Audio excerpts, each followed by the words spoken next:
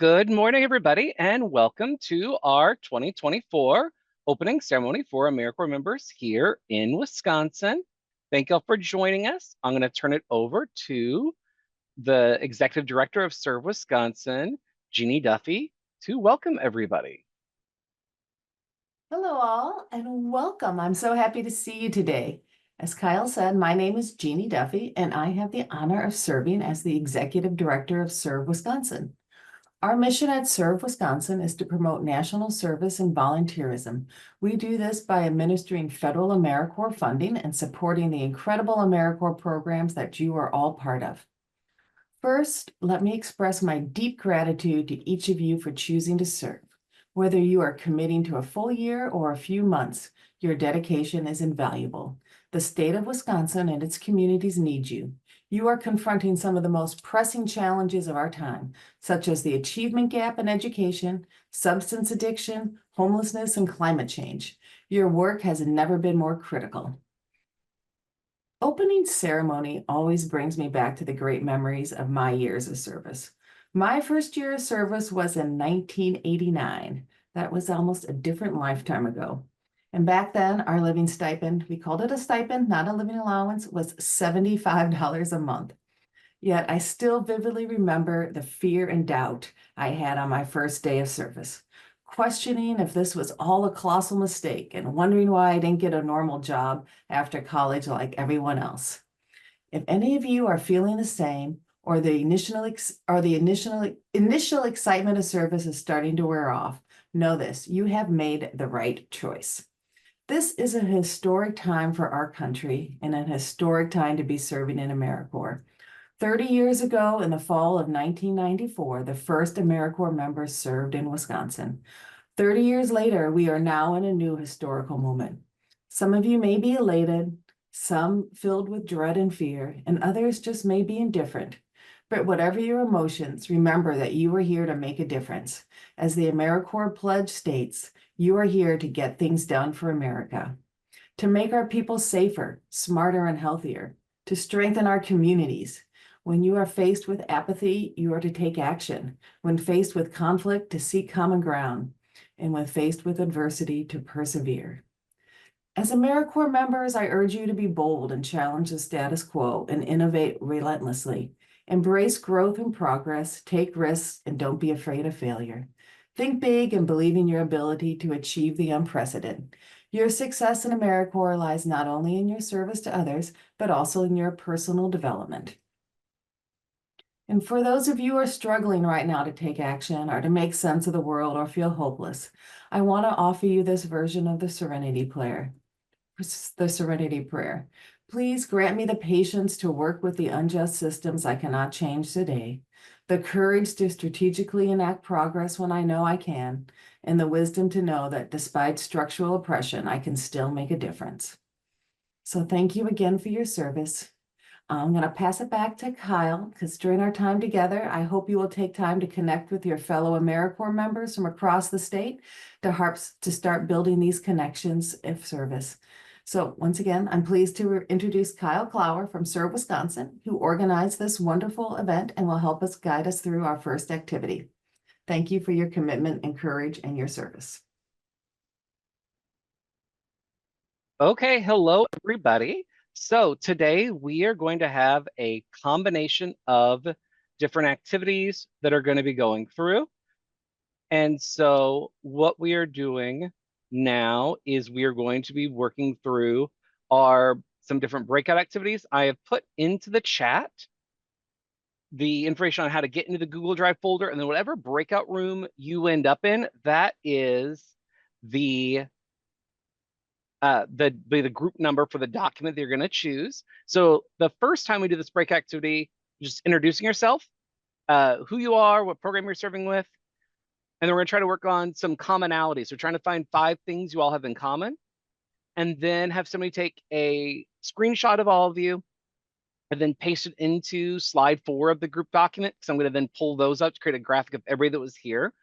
And then we're going to come back into another set of breakouts later that dive into a couple of different topics. So if your group gets through those first activities before we come out of the breakout rooms, go ahead and dive in and start looking at one of those three discussion topics about like diving into our service and what's going on, the best things that have happened so far this year and what you're looking forward to and why you're serving.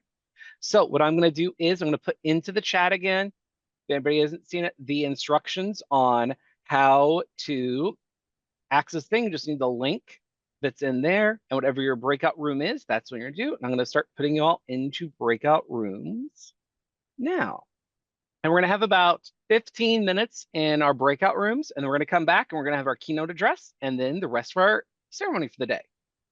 Okay, folks, say welcome back from the groups. If you have a chance, if somebody can put your commonalities, if you have an easy list into the chat, just so we can kind of see how those go, people can follow it.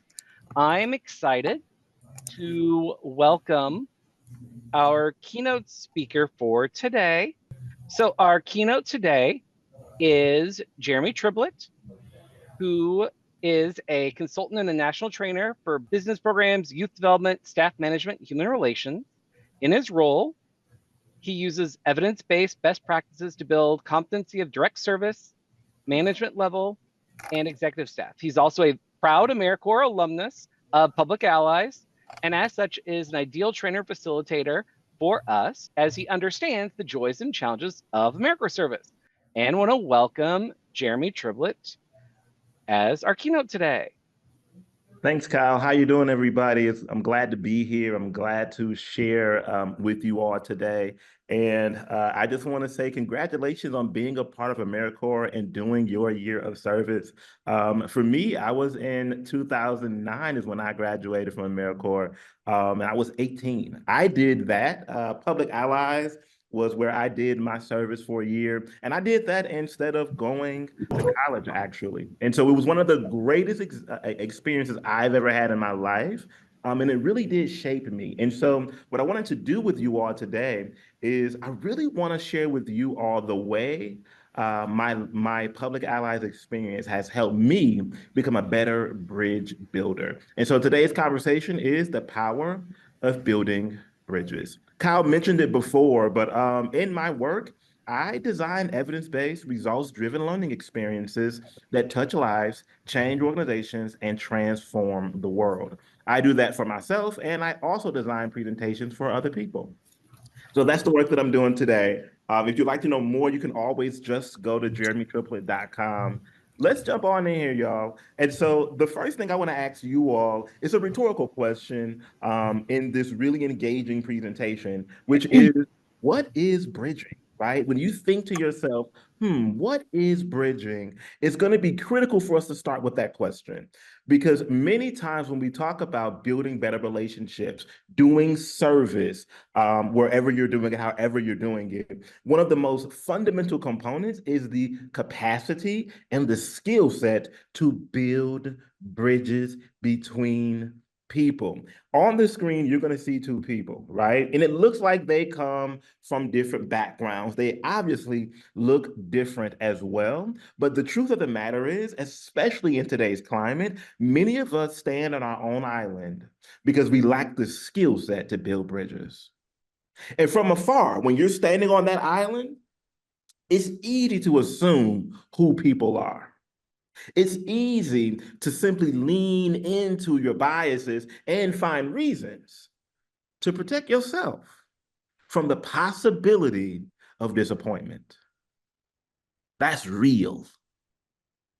And so today, I want to take a look at my service, learn how I became a better bridge builder. And before we can do that, I want to define that as well. And so when we talk about bridging divides, Service Year Alliance says that it's coming together across divides to listen and understand each other, find common ground, build relationships, and make collaboration the norm. What I'm doing today is taking all four of those and using them as bricks. And I'll share with you all how each one of those pieces were pivotal to me throughout my life, especially during my service year. And by the end of this presentation, you'll be more equipped to build bridges in your own lives. And so the first thing we got to start with is Jeremy. And I like to call him Little Jeremy. Now, don't be talking about my ears, okay? I won't accept it, okay? But these are a collection of very embarrassing pictures of little Jeremy. And I begin the conversation here because one of the things that I've learned is that you need to process your life experiences, right? Say that with me. Process your life experiences. Y'all, the way we grow up, the people we were around impact how we see both ourselves and they impact how we see the world. I was born 3 months early. Okay. The year I was born, they looked and told my mother, we don't have the technology to support your son. He's probably going to die overnight. My mother didn't have the language to talk about postpartum depression. That experience was so traumatic to her. Her fourth child, born 3 months early, led her to 3 years of substance use. And so I'm brought into the world already in trauma, experiencing the impact of drug use. I'm talking about sexual abuse, physical abuse. We're dragging crates down the street, hopping from one house to the next, even being separated from my siblings and feeling rejected from men in my life, like my older brother and like my biological father. These are the foundations. These are the foundations about my early life. And you can go on in your life and you can decide you're not going to process it, right? You can decide that if you want to, but what you're setting yourself up for is you're setting yourself up when you don't process the experiences you've had in your early life, be that good or bad. You set yourself up with being left with bricks that destroy bridges instead of bricks that build them. Those experiences and many more, they made me afraid to meet new people. I remember going into classrooms and hoping to God nobody saw me. I was really good at doing something I called becoming furniture. I was so good at not being noticed that my teachers didn't even know where I was in the classroom half the time. And the other time, they were assuming that I had a learning disability because I would never raise my hand out of fear. I would never read out loud out of fear. I tried my very best at making sure I was recluse because of those early experiences of not being able to trust people. I became emotionally distant. I got friends today who described me in high school as a mean old grumpy man because even though I was kind of approachable, the truth of the matter is, if they came to me worried about something, I would be the first one to dismiss it and be like, it's gonna be all right. Get over it, be strong, right? And I learned to build up that wall because in my life, I had to, and I felt like in order to survive what I had to go through. Okay? These are the bricks that life gave me to begin with. Bricks of mistrust, fear, silence, and passivity. And so the first thing I want to mention to you is a quote that I find powerful. Children are the living messages we send to a time we will not see. I became a living message of what it means to grow up in a traumatic lifestyle. My mother wasn't there. She didn't see me in school. She didn't see me doing those things. And so we have to understand that children become our living messages. And we are the messages, living messages from our childhood as well. Remember, your family, your community, your beliefs, your positive experiences, and your traumas provide the bricks you use to build bridges. This is my start, y'all. These are the bricks I'm giving. I got a question for y'all because I told you we'd be more interactive today. The question I'd like for you all to answer, maybe two people can come off mute and answer this for me. Why is it important to know how your life experiences impact your perspective and relationships? I know it's a deep question, but when I ask you all, why is it important to know how your life experiences impact your perspective and relationships? I'll take two folks off mute. Don't be afraid to get in the chat box. First thing, I'm Kiana Schultz. How you doing? I'm You good. started off, yes, I love the way that you started off this message. As soon as that question was said, the first thing was growth. Mm, That one word says it all. mm, that's good. That's good. Growth. Yeah, y'all. We have to grow. I see you, Dominic. We have to grow. Dominic, go ahead. Sure, thank you. I think that processing the experiences that you have is almost Good. the ultimate teacher in empathy, because in order to process what you've gone through, you need to have self-compassion and understand the circumstances that Ooh. brought you into the world. And then once you do that, you can then go out into the world and accept people for who they are, where they're at, and really start building community with people with like an open heart. Come on now. I'm finna go. Y'all are teaching it already, right? Come on now. Between Kiana and Dominic, I can leave the room. This is exactly it. Listen to me. When I began to see, I did a few things. I started to ask my parents, what their perspective was. And I learned my birth story and my journey in early life from my mother, right?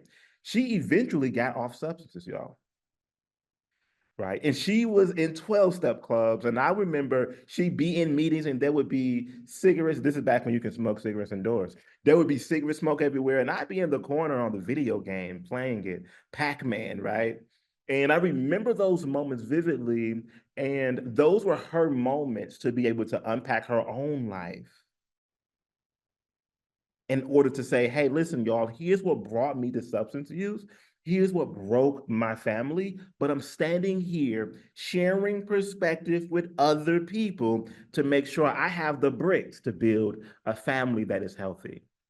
Today, my mother is an ordained minister. She's had businesses for recovery. She owned 2 houses. She's doing great. I actually am in Tennessee right now visiting her in this exact moment, right? And so I tell you all the beginning of my story, and I want to make sure you understand that your life is always evolving, and that even with the people who cause you the most harm, you can have the most beautiful relationships. I'm telling you now, relationships can be restored. Um, they can be rebuilt. And it just takes you first learning how to not be afraid of the things you've gone through, being bold enough to confront them, to talk about them, and own your story. I don't have to be upset at my mother for what she allowed to happen to me, because I empathize with the fact that she didn't have the bricks to build a life past the trauma she experienced either. Come on, y'all. Right? I'm 34 years old and I can look back at my life and go, oh, yeah, my mother is a human being who had a human experience with me. And we both have to consider our mistakes and do the work to heal ourselves, right? And so I tell you all that because this little boy is going to go on a journey, right? He's going to go on a journey and it's going to require him to learn how to build bridges. Let's move on. I'm going to play a game with y'all. This game is going to be important because it is called the power of perspective sharing. It's going to require you all to unmute yourselves and yell at the screen. Okay, I'm going to get you started. Here's how it goes. There are going to be bricks that reveal themselves. Your goal is to correctly guess what picture is underneath the bricks before they all go away. Real simple. They're going to start disappearing and they're going to start revealing what's underneath. And before the last brick leaves, y'all have to yell out, what is underneath these bricks? And your goal is to agree on what's underneath them. All right. The first brick is about to disappear. You all can start right now yelling at the screen. What do you think is underneath these bricks?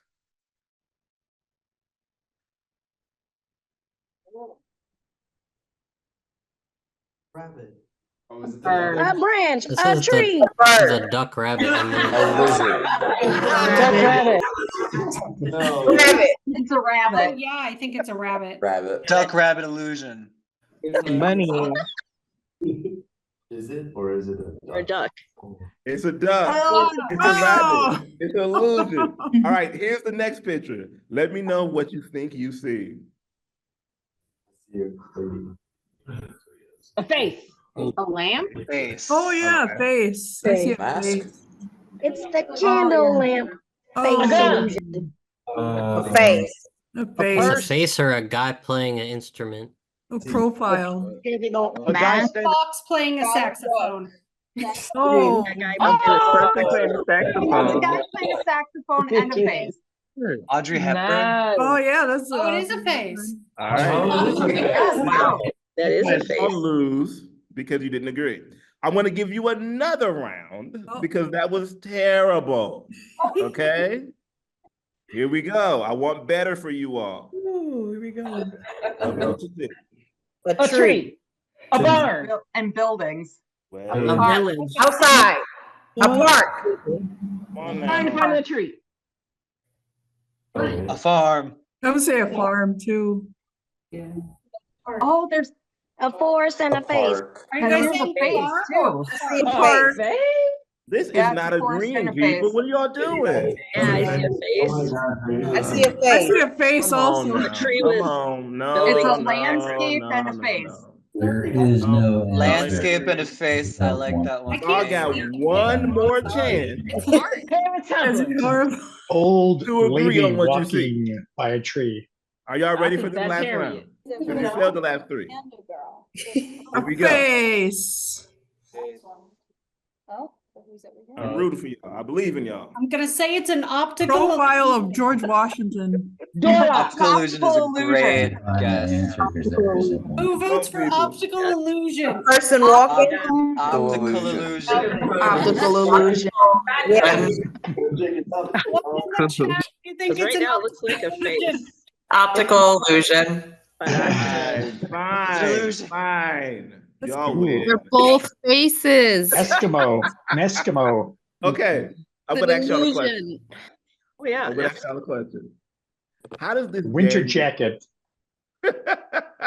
First of all, you all did indeed win the game. Okay, y'all won. All right. You all were able to call out what you saw, but I actually want you all to focus on what this game means and what it can teach us about building bridges and sharing perspective. Can I get about 2 or 3 people to unmute themselves and share with me and everybody else what this game, how this relates to building bridges and sharing perspective? Because you have a different perspective doesn't mean that you're wrong. Everyone has a different view on things from their own experiences and their own way that they view things. Yeah, thank you. Thank you, Kristen. Somebody else. Maybe you came in with an idea of what you were seeing, and then hearing others on the call, you realized that maybe you were wrong, and so you shifted how you were seeing things. And that takes humility, right? That takes moving ego out the way, right? It's like in my story. I could have just said my mother was trash because of what she did or didn't do. But when I learned her perspective, I had to go, oh, when I joined it in with mine, empathy overflowing. Somebody else. I think my interpretation would be that we all have our own interpretation, but when we remove all of the barriers, we can all see the whole picture together. Ooh, look at Charlotte. Come on now. Somebody else. When we perceive things in a way that it comes straight from our gut, but then when we're in a group full of people, if you don't have the willpower or the belief in yourselves, like the young lady said about shift, you started to believe in other people's opinions of yourself, other people's point of view of what you perceive. So it's not a matter of right or wrong. Sometimes you do that to feel belong. When you're talking about being bold, when you're talking about standing in your truth, you gotta have that willpower. Because sometimes when you're not overcoming your fear, other people's opinions, other people's views can hinder you in what you actually see. Yes. Come on now. And you can share perspective and not lose a sense of self. That's good. That's good. Okay. So we're going to stop there for that point, and I'm going to move us forward, y'all. So that was the beginning of my life. I want to share with you all a little bit. I want to put y'all in my business and share with you all where I am today so that I can help you bridge how I got here. So to date, I go across really the world. I've been able to train for global companies and local organizations working for government on really building bridges. Much of my work today is such full circle. The first thing I'll mention is just some of these pictures, right? So the upper left-hand corner, that's me on morning news stations with a client of mine, telling them the power of my client services, right? I build presentations for others. I've built 7 presentations for a lady who helps people working with young children coming out of foster care and adopting them with neurodivergence, right? I'm like, whoa, so my background is going, oh, snaps. Like my teachers thought I had a learning disability. There's a connection there for me. And being able to serve her in a way that helps her reach other parents who may be struggling with servicing their children, game changer. This is my wife and child, right? Being able to plan a family. And the connection between this picture of me and my wife and child and this picture with me, a trophy, is pretty deep. Our first child was miscarriage. We had been praying for a child. It's a daughter. Her name is Journey. And she only lived 30 weeks in the womb. And what I ended up happening was she passed away. And on the day she was supposed to be born, we found out my son was conceived. I was bawling, y'all. It was ridiculous. It felt like I could feel the presence of God and my daughter in the room at the same freaking time. Now, the beautiful part about it is having those new bricks I gained, I was able to use poetry. And I won 3rd place in a poetry competition, and the poem was about Journey. And guess where I learned how to do poetry? In 8th grade. So little Jeremy learned a skill that helped big Jeremy heal. Oh, I'm gonna say it again. Little Jeremy learned the skills to help bigger Jeremy heal. This is what I mean when I say your life is connected, right? And you can, even in your darkest moments, you're getting the bricks to build a better path for yourself. That's me at the podium. Next to me is a vending machine. Inside the vending machine are materials used for people who use substances. Y'all not gonna believe this. My full-time job, when I ain't traveling the country, is working for the government, figuring out how to help prevent people from becoming addicted to drugs. I couldn't write this myself. I'm blown away because full circle moment, I am now serving people who had an experience that my mother had in community, trying to build bridges with people who other folks may shun. I know from personal experience, today you can be on substances, tomorrow you can be preaching sermons. You do not have to be the same you've always been, and life still has another page to flip for you. If we stand in the gap to help hand people bricks that can help them build a bridge toward a better version of themselves, they will usually do it. And so that's a vending machine that I put out in Milwaukee County. And now I run a multi-million-dollar project with 19 vending machines across 4 municipalities. We reach millions of people, making sure that if they choose to use, they don't die in the process. This is what my life is today. One quote that I love is, "The purpose of my work was never to destroy, but always to create, to construct bridges, because we must live in the hope that humankind will draw together, and that the better we understand each other, the easier this will become." Mm, mm, mm. Beautiful quote.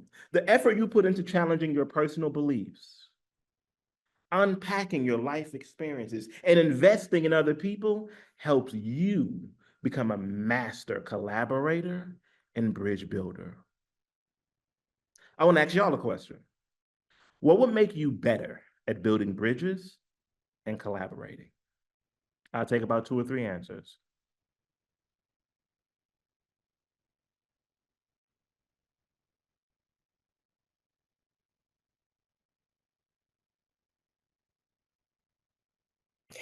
I would say understanding people. Thank you. I would say when you want to be better at making building bridges in collaboration, it also start with what you believe in. You got to make sure you have. I know I kept saying like staying in your truth, but you want to build good characters to be able to lend out that branch. Because while you extending that branch to others, it's helping you grow, but at the same time, you are helping making more beautiful trees. You know what I'm saying?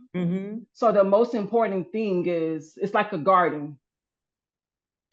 If you're gonna get started with planting this beautiful flower, it's gonna need nutrients, right? And you can't do it by yourself. And so it's more of power of prayer. It's more of asking for help. It's more of saying, I would say it's more of just not being afraid. Thank you. Not being okay to make mistakes. So when we're talking about the garden, is when you need that community to get all those weeds out. Because it's gonna bound to come, right? But if you know when it started to get really, really bad, that's when you can prevent that by collaborating. Hey, y'all, we need this garden to nourish. Can you help me? You got your tools? I need your tools. Help me dig this out. Yep. Help me pull this out. So that's what I look at it like that. Thank you. I'll take one more.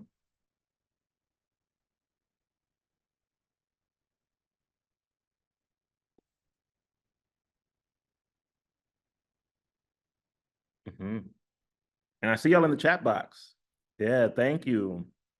And I appreciate that, Rosie. Maya says being open-minded, getting to know people, stay willing to learn, sacrificing for others as well as yourself. I believe it's Alisa says, I would say on an opinionated topic, it's important to listen to others' opinions to see the topic in a different light. It'll allow you to connect with people that see things differently from you. And Sarah says, really listening to other people and working to understand why their perspective is what it is. When I tell y'all, that was my experience in Public Allies. I'm 18 years old. I had to make a huge life decision, y'all.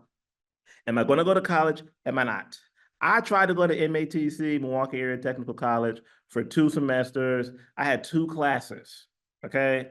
I started skipping one of them. I was like, okay, this probably ain't for me, okay? And so I had to be bold enough to find a space and a place to just start. I didn't really know what Public Allies had or offered, but I went for it. I was the youngest in my class, okay?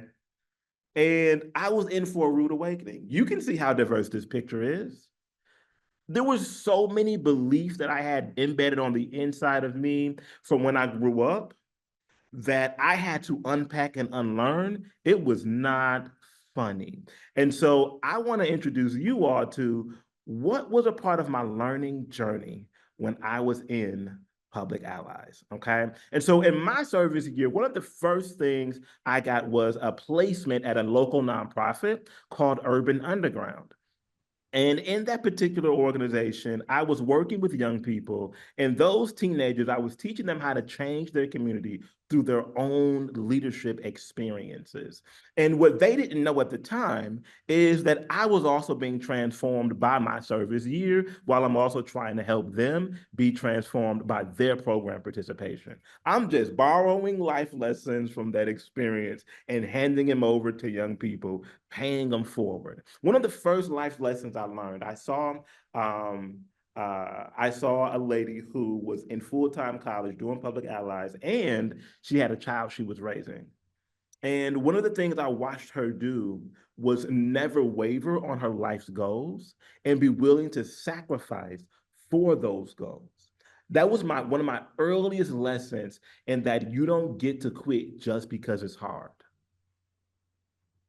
Rather, you're talking about processing your life experiences, having difficult conversations, or simply enduring difficult circumstances. She showed me that even though life was life, she still remained dedicated to the purpose and the impact she wanted to make. She wanted to raise her child. She wanted to make sure she got her degree, and she wanted to serve her community. And she could do it if she stayed focused and learned how to endure difficult times. I took that with me, and I began to use that as a skill set of my own. Now, today, I do the same thing. Just because life gets hard doesn't mean I have to change everything. Sometimes it requires a pivot, but it doesn't necessarily require a full-on change. I'll give another example that I learned. I remember, so growing up, I grew up in church, and my religious background developed in me a bias against LGBTQ folks. I went to the High School of the Arts in Milwaukee, and before I joined, I remember going to my mom, and I said, "Hey, mom, I heard this school has hello." I went to my mom and I said, "Hey, mom, this school has a lot of LGBTQ folks, and I don't think I want to go anymore." Yeah, I'd be happy to. And she looked at me and she said, "Jeremy, are you LGBTQ?" I said, "No." She said, "Well, then mind your business." And when she told me that, she gave me the freedom to build relationship with folks for whom I either didn't agree with their lifestyle, understanding, and this is the most important part for me, that no matter how people are living, it is my job to make sure they receive dignity, respect, and love. Those three things are what I had to lead with in high school. And I remember by senior year, I had learned fundamentally that people are more than what makes them different from me. I'll say again, people are more than what makes them different from me. For you, it may be a completely different population for a completely different reason. Somebody else who grew up on the other side of the track, somebody else who raised their children a certain way, somebody else who talks a certain way. And you may be looking at them on the onset going, "See, I can't stand people like that." Or you may be looking at them going, "They'll never hear from me." And I want to let you know and remind you that people are more than their differences than you. And we have to get beyond the initial, get beyond the surface, and move into some stuff that ain't so obvious, so that we can realize that there is good in people, something redeemable about all people, and at the very least, every person deserves dignity, respect, and love. Another lesson that I was able to learn during my public ally year is that when it comes to the process of service, it is one of the greatest skill sets to build a bridge. And that when I show up in the world saying to other people, "I'm here to be a help, not to be the star, not to be the only one, the first one, or the best one, but to be the one that could potentially impact another life," it shifted everything about the way I approach my work. You can be successful and be a servant. You can live a full life and help other people. They are not juxtaposed. They are not separate. For most people, even when starting my own business, I found out the most successful business began with meeting somebody else's needs. You are never going to get away from the requirement, the burden, the necessity to help other people. And life's greatest accomplishments are seen after you've built bridges under the idea of service. And so for me, my service year, I took away that lesson that I got to be a servant no matter where I am, no matter what room I step into. You're the hero of this story. You are the focus of my gaze. You are the reason I'm here. And that has unlocked a beautiful life of not just healing, but purpose and passion and even success, because I prioritize other folks. And so I hope that you all gain that spirit of service from this, knowing that you're not going to be perfect. But remember this quote here: we need people in our lives with whom we can be as open as possible. To have real conversations with people may seem like such a simple, obvious suggestion, but it involves courage and risk. If we live our lives in that quote, right? Understanding that I'm not trying to just eliminate people, but I am collecting folks for whom I need. And when I collect these people in my lives, y'all, I got to show up open, willing to have real conversations. And that is going to make sure that courage and that taking of that risk is what's going to build those bridges. Service years can be transformative and life-changing if you let each moment build you up brick by brick. Here's a question. How would you describe your most valued relationships? And how will they influence the way you build relationships during this service year? I want you to take a moment and take a step back here, right? During my service year, I described to you all relationships with other allies and with young people who shaped me, right? And those things have influenced the way that I build relationships today. I want to give you all a chance to think about that and answer those questions. How would you describe your most valuable relationships, and how will they influence the way you build relationships during this service year?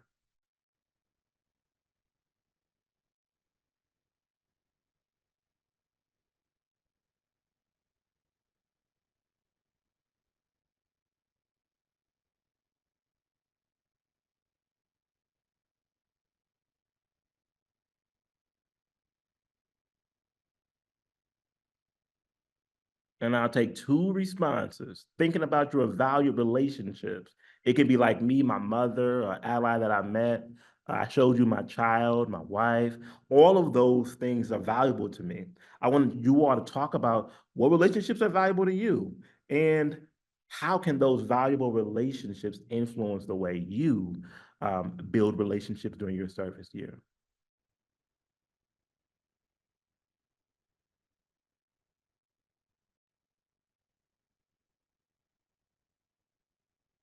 Thank you, Rosie, in the chat box. You said you respect them, their opinions, and you listen carefully without judgment. Good. I'm guessing, Rosie, those would be some of the things that you gain from your most valuable relationships and some of the bricks you're going to use to build better relationships during your service year. Shout out to you. Great example. Yeah. I'm looking. Okay, Dominic, go ahead. So I had I made a new friend vaguely recently, and by vaguely recently I mean going friendship for like 2 years now. And I remember when I first met him, I specifically told him that we were not friends and that I was not interested. And he sat me down, and I'll never forget. He looked me in the eye and he said, I think it's because he was my roommate at the time. And he said, I think it's very easy for people to just like exist with each other, but I want to be friends. And it blew my mind. I had really never felt somebody so proactively wanting to foster a friendship like that before. And it really kind of opened my eyes to see like how much I was doing for other people while still guarding my own heart and not letting other people in, if that makes sense. Beautiful, Dominic. Thank you. I'll take one more. Is there anybody else who wants to share? Yeah, this Keanu again. I know I've been so transparent with you guys online, but you answered the right question, so I couldn't be quiet. Go ahead. So I wrote it down because I wanted to be careful with my answers. And this is self-reflection, words of affirmation. That's the best way to offer encouragement while you're encouraging yourself, maintaining positivity while you're still keeping an optimistic attitude and mindset. And this goes on both questions. The second one would be the act of service. Yeah. Show them. Sometimes you could talk all day long and it means nothing. But if you can show them without being asked, even show them when you are being asked and do it proudly. And that's how you build those relationships too. That's how you know that they can value your friendship, value your connection, value your commitment to them. That's beautiful. Thank you. Yeah, folks are lighting up that chat box. Good stuff, y'all. Let's keep it going. Let's keep that going. This is what we're here for. This is how you build those bridges, right? Please take some time and read those in that chat box. I'm going to move us forward because I don't want to take too much time from y'all. I want to give you all our last activity as a literal demonstration of what it's going to be like to build bridges, okay?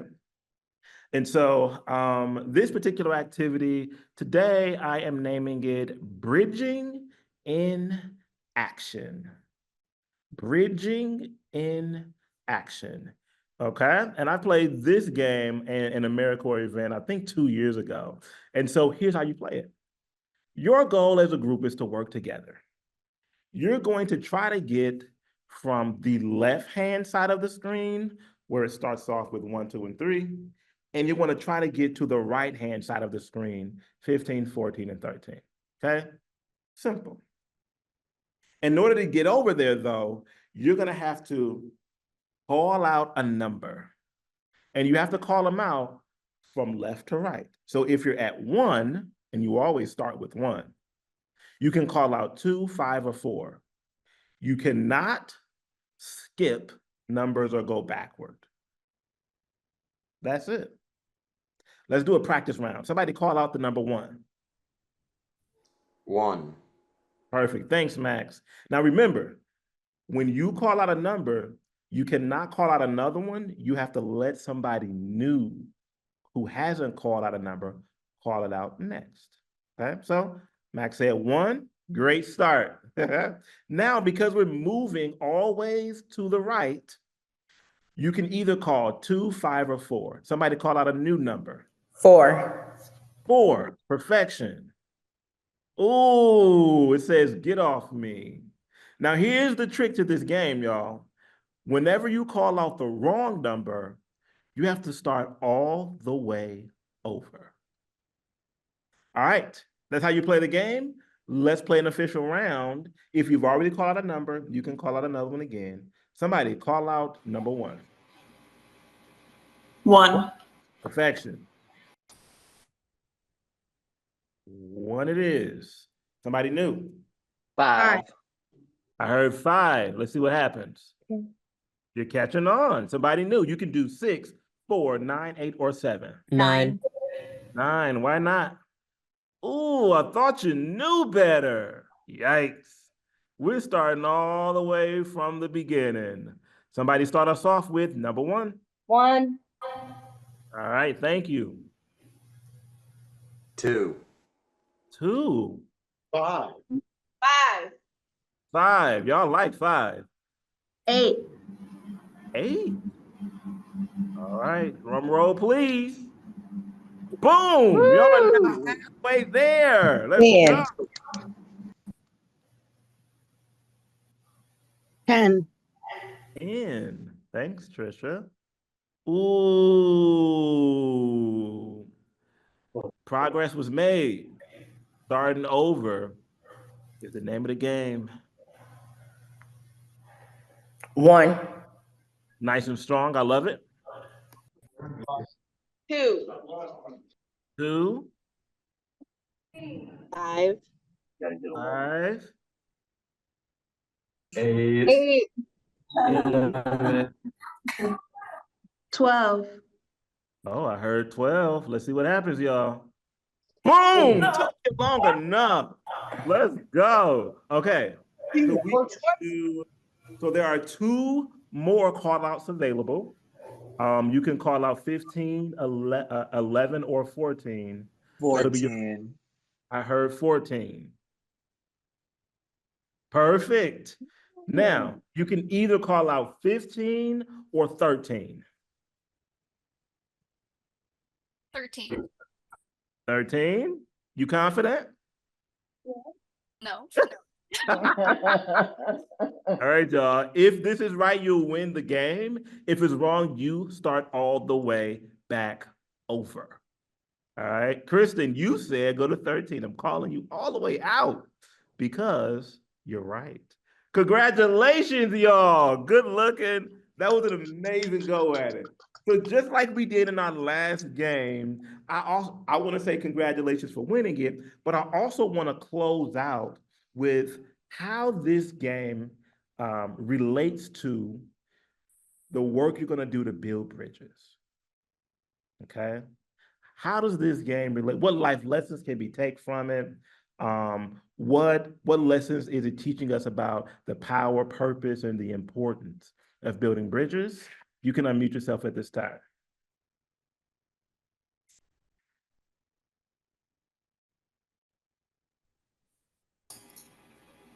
I'm learning that it's important to listen to others and learn from their, well, I guess mistakes when we chose the wrong boxes, but it's important to learn there and then work together to move forward. Beautiful. So if you're going to be building bridges, you got to be willing to learn from other folks' mistakes. I love that. It's better than judging them. Somebody new. I love what Amy said. She said sometimes you have to go back to begin, and somebody told me that too. Like you have to start from the beginning and use your failures as an experience to start over again to know what not to do. So I like that. Starting from the beginning. Beautiful. This is good. Y'all are on it. Somebody else. Come on, let's keep them coming. I was just going to say, I think that very similarly, it's sometimes you just have to start. Yeah. Start small, start smart, but start now. Even if it's not the right step, you have to start, or you'll never know if you're going to get it right. Ooh, that's good. Start now. Yeah. Come on, keep them coming. This is good. Starting anew. Starting anew is part of our human development. And taking that as a way to keep growing, So when you got to look at starting anew, not like starting over, because anytime when you say starting over, you're starting anew and learning something in your life. So just got to keep pushing. Beautiful. I'll take about 2 more. I was going to say, don't be afraid about the mistakes, because we're not perfect and we make a lot of mistakes, and learning from your mistakes is where you learn. Beautiful. All right. And then last one. Trust in yourself and also trust in others to make the right decision around you. It could probably benefit your next decision. Beautifully said. So y'all are demonstrating that we all have the skills, no matter what our background is, no matter what we've gone through, what we've achieved, to simply listen and understand each other. We all got the skills to find common ground. All of us know how to build relationships. And if we lean into that, we'll keep putting on those bricks, and together they're going to build a bridge that makes collaboration the norm. Okay? So that is your charge for this service year. Y'all can make collaboration the norm. That is the opposite of isolation, the opposite of judgment, the opposite of pushing people away. Nope, we're going to collaborate. I'm going to be vulnerable enough to depend on you. and accountable enough to be dependable. Thank you all for your time. Thank you all for servicing our community. And I'm trusting that your experience will be just as powerful as mine was, and that you're going to make a great impact that's going to last for the rest of your life. Thank you all for your time. Thank you so much, Jeremy, for a wonderful keynote to help us kick off this year and launch into some of our missions for our service. Okay, everybody. So really big shout out to Jeremy. And what we're going to do now is we're going to transition over to some announcements about some training opportunities, one of which you're going to see is pretty highly connected to the keynote that you just heard. And so I'm going to get ready to share my screen, and then I'm going to turn it over to Rachel from Serve Wisconsin. And she's going to start off by telling us about the Wisconsin AmeriCorps disaster team.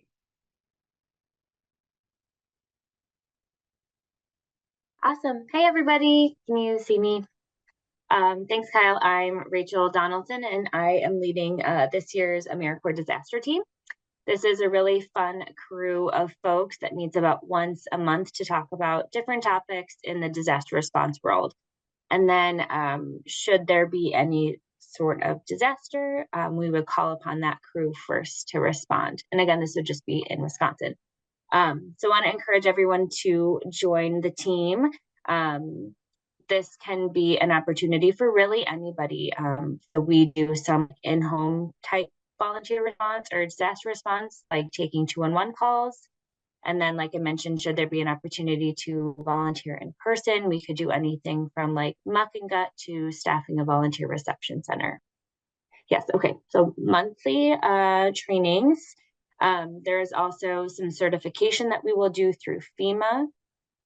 And then we will be normally meeting the third Thursday of the month. However, in December, that's Christmas. So we moved it to the 19th from 1 to 2. And I believe in the chat, we'll throw in a link to the form you can fill out. So if you want to join the team, fill out the form. And then I'll send out the meeting information to people who are interested. It's a pretty low commitment team to join. And like I said, it's pretty fun. We have different topics that we cover. We have guest speakers. We have a panel discussion. It's a pretty fun group. So we'd love to have you join if you can. Thanks, Rachel. And I dropped into the chat the piece, and the meetings are, the trainings are virtual. Yeah, sorry, the trainings are virtual, correct. Okay, and that's going to transition now over to the next training, which is the Bridging Divides training. And so Jeremy did such a fantastic job going over the idea of bridging and the concept of bridging. And what this training is, it's an combination of asynchronous online activities that you'll be able to complete individually, and then some peer-to-peer discussions that occur at 3 intervals throughout the training. And so what will happen is there is the set of online activities. They come through the Constructive Dialogue Institute's curriculum called Perspectives, and there's 6 modules, and each module takes roughly 45 minutes to complete. And then what will happen is then after roughly each 2 of them, there is a peer-to-peer activity. And so those, it's going to be dialogue with, hopefully it'll be the exact same groups of folks that you'll do all 3 with. And so the activities will be conducted there through Zoom. And what'll happen is they'll occur at roughly 3 to 4 week intervals. And I'm going to put into the chat the link to where you can sign up to register to do the training. Many of you have filled out already a pre-service survey. If you haven't filled that out yet, we'd love for you to fill that out too. I'll send this information out to all the program directors. But what will happen is I'll have, like right now, I have like 4 different options that mean at different times of the day, different days of the week. 1 in the morning, 2 in the afternoon, and 1 in the evening, because I know people have different service opportunities. And that way you can sign up for one that would hopefully at least fit your schedule. And so if you're interested in doing it, If you have any questions, you can reach out to me, and my email will be in information on the next slide coming forward. There is the piece. So yeah, there's a link in order to sign up for it. There's the pre-training link. And then, yeah, if you would like to reach out to me, it's kyle.clower@wisconsin.gov. And I'll put that in the chat for the next piece as well. The other piece I was going to introduce you to is I have the opportunity as our Communications and Government Affairs Officer to share the stories of the amazing things you all do throughout the state. One of the ways I do that, if you get our monthly newsletter, you'll see the stories of AmeriCorps members at the state in there. I also do interviews with AmeriCorps members for the S-Files podcast. And so we've been going for the last 3 years, and I interview members from throughout the state from all the different programs. So if you're ever interested in sharing about your service story, you can reach out to me and we can get an interview scheduled. And it's a really fun process. I just did 2 interviews earlier this week that are going to go out in the next couple of weeks with a couple of members from DPI's Farm to School program. And it's one of my favorite things to do is getting to just talk to people about their service and getting to share everybody's stories. So if you're interested in that, you can reach out to me. Then the last opportunity that I want to bring up is, so Serve Wisconsin is governed by the Wisconsin National and Community Service Board. And that board they support AmeriCorps in Wisconsin. And their goals to promote, train, and allocate resources that promote service through AmeriCorps and volunteerism. As part of that board, there is a member that has to be a service program representative between the ages of 16 and 25. Our prior member is no longer the prior board member for this slot is no longer able to serve, and so we're looking for a new board member for this position. If you're interested, you can contact our executive director, Jeannie Duffy, who spoke at the beginning of today's ceremony, for questions or information about the position. And I don't know why it reversed the underlines and bolding on the chat bar. So you can reach out to Jeannie. The last thing that I wanted to bring up is that we have a message from Governor Evers, who's going to deliver some remarks and then lead everybody in the pledge. So when the pledge comes on, if you want to come offline so we can all swear in at one time, he will pause for everybody to repeat the lines that he said. And I'm going to really quickly stop sharing that screen so I can bring up and share his remarks. Hello, Governor Tony Evers here. Thank you for inviting me to share a video message with all of you.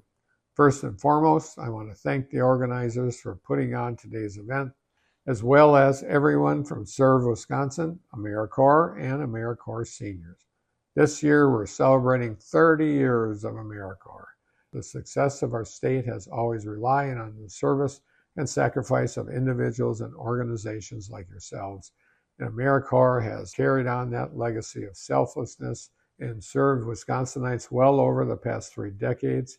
And for that, we could not be more grateful. As AmeriCorps members, you represent the very best among us and truly embody our Wisconsin values of kindness, empathy, respect, and helping out our neighbors. And during your year of service, you will make an immeasurable difference for the lives of people in Wisconsin, whether that's by providing educational support to students, helping people lead healthier lives, building homes, completing conservation projects, assisting individuals with disabilities and those experiencing homelessness, or strengthening our communities in numerous other ways.